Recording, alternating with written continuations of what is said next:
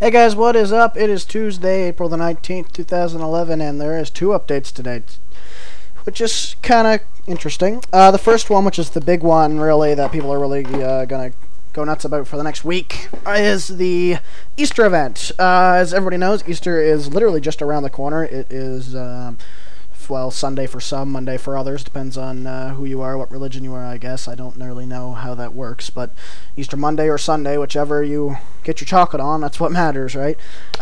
Personally, I get it Sunday because, I like my chocolate.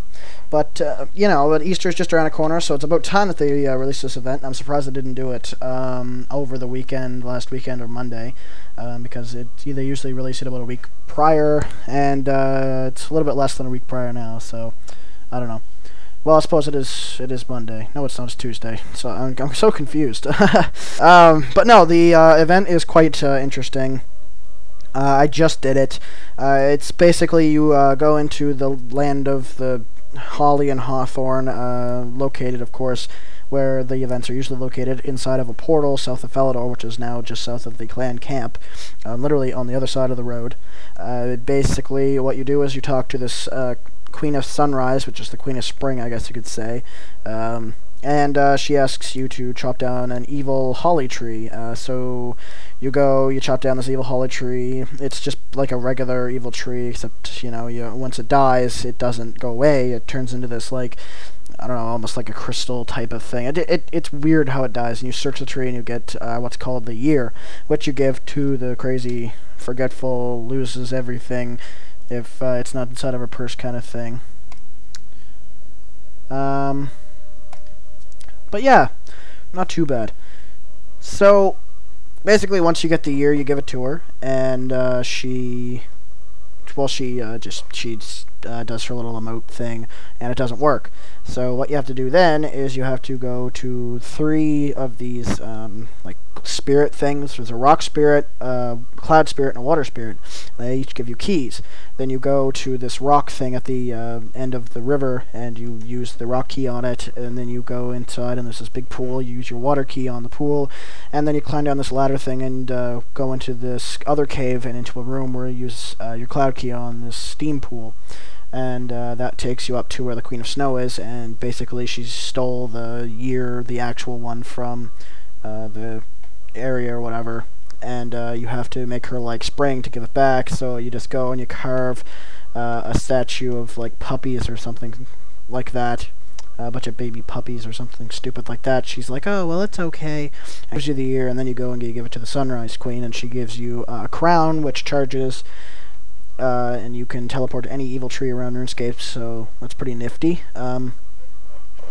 And she also gives you this really cool emote, actually. It kind of resembles, if I was going to put it to any other emote, it'd be closest to the farming cape emote, because basically this like ray of sunshine stuff comes down and flowers at your feet kind of thing, and your character's basically stunned with stupidity looking around at this fucking spring scene. It'd be kind of a fun of a emote to do at some like snowy area or something. Try it at Ice Mountain. It is kind of interesting there. But if you're in like some grassed area, it's just like meh, some flowers at your feet. It just looks like it blends in. But if you do it in a nice area, it's kind of cool looking anyway. But yeah, and also you can do something if you're a member for the Ice Queen. You just have to kill an evil Hawthorn tree, and she gives you this icicle crown, which I think does the same thing. I'm not totally sure. I didn't use that one. I didn't have time because I was going up for 5 o'clock, and I want supper. So, but yeah, that is the Easter event. If you want to see footage of that, you can go and watch my friend Ben's video. It's a guide video on how to do it, plus there's footage of it and stuff, so you can see all the stuff that's there. But yeah, also what's updated today was the items kept on death changes. There is a death interface, so from now on, if you die outside an area that has its own death mechanic, example wilderness or an activity, you'll be taken to a safe place and presented with a menu from which you'll be able to select what items you want to keep. So basically, when you die in somewhere that isn't the wilderness or a activity like a mini game or whatever, you don't lose items, or wilderness where you do lose items anyway because it's wilderness. You get this screen that says if you aren't skulled, you get to keep 3 items you get to pick, which is nice. But with the old rules, of course, if you are skulled, you keep nothing, and an additional 1 item if you had protect item or curse active, which is This is nice. Your most valuable items will be selected by default, but you're welcome to choose differently, just letting you all know that. The menu will then offer you a choice of a respawn point. So Lumbridge will be offered to all players, but members will have an additional choices. So but this is members only kind of thing, which is Falador for Recruitment Drive Quest, Camelot King's Ransom Quest after you do the Night Waves minigame thing, and Soul Wars after Nomad's Requiem.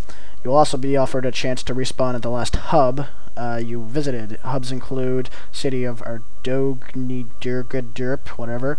That big city with the castle where you start Regicide. Canifis, Edgeville, that something or other island. I think that's the Miscellanea Island. Tazar and Varrock. So if you visit any of those places last and you die near them, or you die after you visited them, you can respawn there. With more possibly being added, of course. Yeah.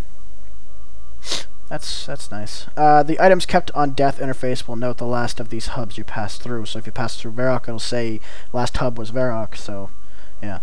Once you've made your choices, you'll be respawned, and any items you weren't able to keep will be placed under your gravestone, where you died, which is the same thing. The gravestone timer will be counting down, same thing. So, yeah. If the menu did not appear, the menu will not appear, sorry, if you die in Wilderness, since PKers won't want to wait for their loot to drop, and it's Wilderness, that's not very fair. You get to keep your most expensive shit, and, you know, the PKers, you know, people that work for it don't get to get anything good. If you die there, you will respawn immediately in Edgeville by the bank. Ooh. And the protected items will be chosen automatically by the game, so basically, you know, it's the same thing, with the exception of respawn in Edgeville instead of respawn in Lumbridge. Okay. Protecting items. Some items are now always kept when you die and not counted towards your 3 protected items. This applies mostly to basic tools, coins, costumes, quest-specific items, but not including reward weapons, hinty, Karasi sword people, and low-level equipment. Bronze? Whatever. Note that a borrowed item is always prioritized over any other items. So if you have a borrowed item, it's always above all your other items.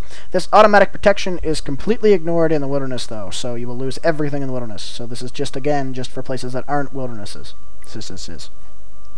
So, yeah. The game is now using Grand Exchange guide prices to determine your most valuable items in all cases, so it's not that stupid high elk shit anymore, or specialty item shit, so basically you won't keep, like, your fucking, like, for example, what I had, you won't keep your, like, steel over your fucking Slayer helmet. If an item is not enabled for trading on the exchange, the item will look up some alternative price. For example, values of degraded barrows, Fist of Guthix rewards are calculated with the values of the tradable versions of these items. So basically, if you have like a charged attack hood or whatever the fuck it's called, it'll go to the price of the uncharged one that you can actually sell.